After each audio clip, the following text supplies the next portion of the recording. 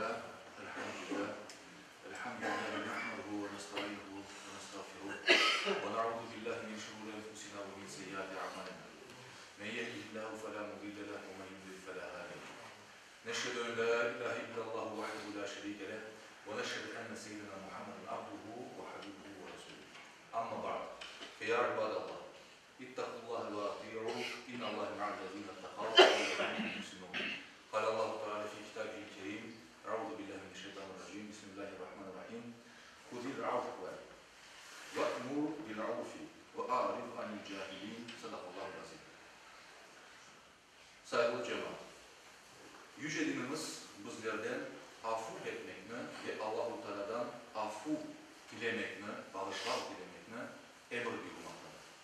Bugünkü hutbemiz işte bunun hakkında olacaktır. Allah-u Teala'nın adlarından birisi bilgenimiz daim affudur. Yani günahlarını bağışlayıcı demektir. Kur'an-ı Kerim'de Yüce Mevlamız şöyle diyorlar. Şüphesiz Allah affu edici ve bağışlayıcıdır. Hac suresinin 60. ayeti. Dinimiz bizlerden Allah'tan umut kesmeden her vakit tövbe etmemizni bekliyor. Hatta Peygamber Efendimiz Aleyhisselam günahlarını affu etmesine rağmen günde 100 kere tövbe istiğfar eder. Yani estağfirullah degen sözünü telaffuz eder. Yüce Mevlamız da Kur'an-ı Kerim'de şöyle diyorlar. Ey Peygamber ayet, ey özlerine zulüm etken kimseler. Herkes özüne zulüm eder. Zulüm demek haksızlık demek. Öz nefsine karşı haksızlık yapmak. İnsan bir günah işledi mi demek ki özüne zulüm etmek. Çünkü bir günah yazılmasına sebepçi oldu. Demek ki çok ya da az her bir günah işleyen insan özüne zulüm eder. İşte ey kullarım demek. Allah'ın rahmetinden umutumuzunu kesmeyiniz. Şüphesiz Allah bütün günahlarını bağışlayır. Çünkü o bağışlayıcı ve merhametlidir. Başka bir ayette de Peygamberimizge şöyle buyurulan. Ey Muhammed! Kullarıma bağışlayıcı ve merhamet sahibi olganını haber ver. Dinimiz günahlardan uzak durganımızı isteyir. Ve bununla beraber günah yapan olsak tevbeye gelmemizni bekliyor. Bütün günahlarını bağışlayan Yüce Mevlamız bizlerden de bağışlayıcı olmamızını bekliyor. Ve Araf suresinin 199. ayetinde bunu şu şekilde bizlerge bildirir. Sen affu yolunu tut, yaxşılıkını emir et ve cahil kimselerden uzaklaş de buyurulur. Saygılı Müslümanlar, İslam tarihinde Emevi zamanında Harun-ı Reşid degen bir halife var idi, devlet başkanı var idi. Onun bir gün abdest alıp namaz kılmağa istegende cariyesi ona getirip böyle kubumda bir su tokuyor. Ve nasıl olgan olsa bir kolaysız hareket yapıp o kubumunu düşürüp halifenin başına o kubumunu sındırar. Demek ki düşürüp o kubum o halifeye vurup sınar. Bu büyük bir kabahattır. Düşünüp olasınız mı?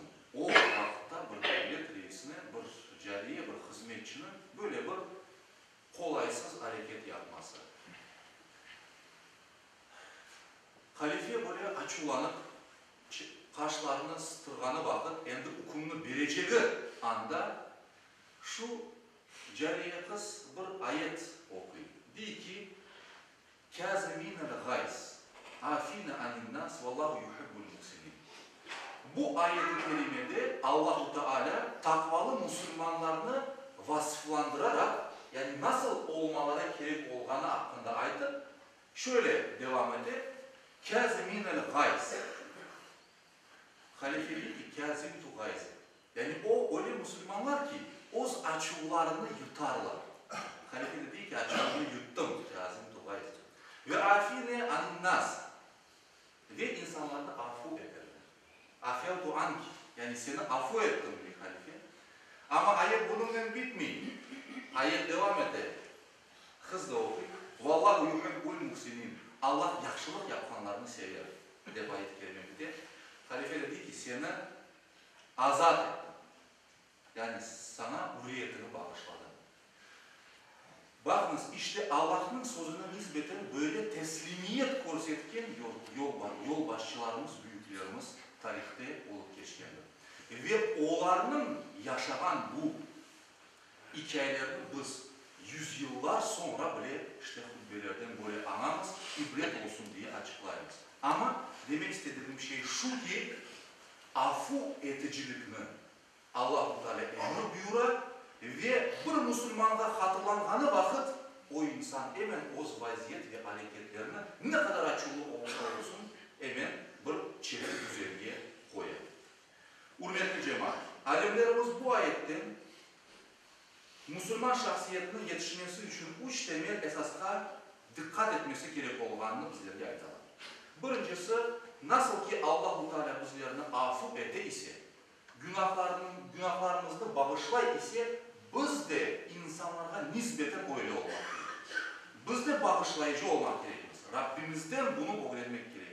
Ve tabiatımızın bir çizgisi alına getirmek gerekir. İkincisi, fitne ve bozgunculukların olmaması için ancak yaxşılıkka davet ettirmelidir. Huzil وَأْمُرْ بِالْعُرْفِ degeni yaxşılıkını emir et degeni. Üçüncüsü ise salih ve Allah'tan korkan kimselerle dostluk ve kardeşlik kurup cahil ve terbiyesiz insanlardan uzak durulmalı. Bu ayetten anlayacağımız bu. Peygamber Efendimiz'in aytkanı da yaxşı ve yaramay dostluğun misali misk satkan, yani güzel koku satkan, parfümeriya satkan ve soba temizleyen bu eti insanın misaline oşar, vaziyetine oşar. Dostum eğer misk satkan, güzel koku satkan birisi olsa sen onun yanına varganda ya o sana bir misk hediye eder, ya sen satıp alırsın ya da hiç olmaganda o miskin kokusu üstüne siner ve sen de yaxşı kokarsın.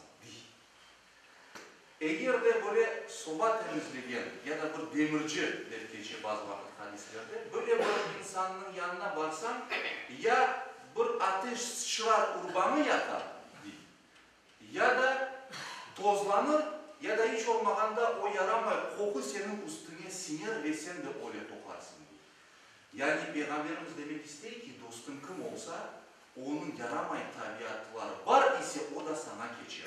Yaramay alışkanlıkları var ise onlar da sana yukar. O sebepten herkes kimin dostu olganına bir baksın. Saygılı cemaat, bizim için numune olan Hazreti Peygamber aleyhisselam oz nefsi için hiçbir vakit açıklanmagandır. Oz nefsi için açıklanmagandır. Ve hakkına kırgen herkesini bağışlagandır.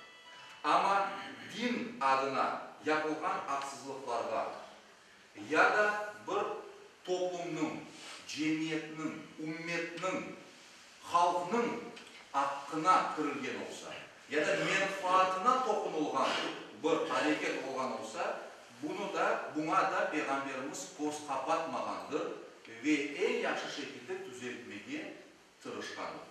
Allah-u Teala bizlerge Kur'an-ı Kerim ayetlerini yaxşı işitip anlap Peygamber Efendimiz'ini misal olarak kabul etmek ve onun peşinden gitmek için iradeye uç kuvvet ihsan eylesin inşallah. Ela inne ahsenel kelam ve ebdihan nizam. Kelamullahil melikil azizil allam. Kema kâle Allahu Teala ve tebareke fil kelam. Ve idâ ulil Kur'an festemi'û leh ve ensitû lâlekum turhamûn. Ela inned dîne indallâhil islam. Sadakallahu azim.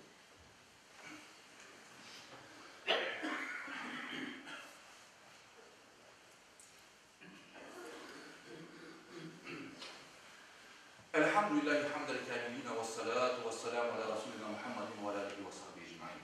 Ta'zimen li nebiyyihi ve tekrimen li fehâmeti şân şerâfi sefî. Fekâle azze ve celle min khâilin muhbiran ve âmiran inna Allâhe ve melâiketehu yusallûne alen nebî. Ya eyyühellezîne âmenû sallu aleyhi ve sellimu teslîmâ lebbeyk. Allahümme salli ala Muhammedin ve ala ali Muhammed kema salleyte ala İbrahim ve ala İbrahim inneke hamidun mecid. Allahümme barik ala Muhammedin ve وعلى آل محمد كما باركت على إبراهيم وعلى آل إبراهيم إنك حميد مجيد. اللهم وارض عن أربعة الخلفاء سيدنا أبي بكر وعمر وعثمان وعلي ذوي الصدق والوفاء وبقية العشرة المبشرة وآل بيت المصطفى وعن الأنصار والمهاجرين والتابعين إلى يوم الجزاء. اللهم اغفر للمؤمنين والمؤمنات والمسلمين والمسلمات الأحياء منهم والأموات بفضلك وجودك يا قريب مجيب الدعوات برحمتك يا أرحم الراحمين. أعوذ بالله من الشيطان الرجيم. بسم الله الرحمن الرحيم. إن الله يأمر بالعدل والإحسان وإيتاء ذي القربى وينهى عن الفحشاء والمنكر والبغي يعظكم لعلكم تذكرون. Okuduğum ayet-i kerimede Allah-u Teala şöyle diyor. Allah sizlerge adaletli olmanızı, yaxşılık yapmanızı ve soy sokka akrabağa bir şeyler vermenizni emir etti. Ve sizlerini ayaksızlıktan, yani utanmaz hareketlerde, vel münker, yaramay işlerde, vel bagi, baş kaldırıdan men etmekte. Allah-u Teala sizlerge işte böyle edip, belki tutarsınız deyip, sakınırsınız deyip nasihat etmekte.